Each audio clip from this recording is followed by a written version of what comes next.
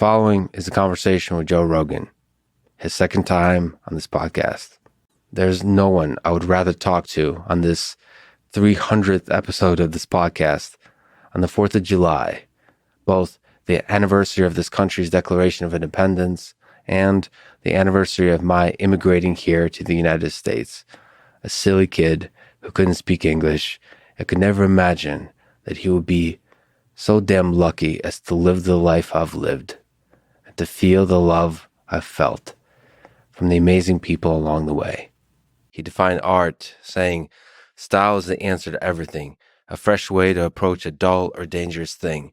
A dangerous thing with style is art. Yeah, I call the way people live life art. Like that's the kind of shit that he does when he's training for these 240-mile runs. All at the same time being like a father, a husband, having this full-time job, also being the best bow hunter on earth, lifting weights. When I see someone who's really truly disciplined, who like a David Goggins, someone who just like truly maximizes the grind, I feel like there's an art to that. It's like there's an art to them. And that, I think, is where the art is.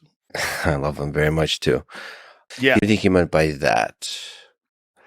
Well, how you walk through the fire. I mean, you can walk through the fire complaining along the way, or you can walk through the fire and create an example for everyone else so that the trials and tribulations of their own life seem trivial because they're comparing themselves to the way you handle things, or the way you handle things with grace and dignity and discipline can show other people that they can handle their own life this way. There's like generic conversations about sort of cancel culture and all those kinds of things. But as a human being, this to me is fascinating. There's a mass amount of attack on you because you seem to do it with grace. As Andrew Huberman would say, what was your protocol? I took, it was probably less than a gram every day. And it gives you an opportunity to see how you handle a very difficult situation. And they are. But it is media.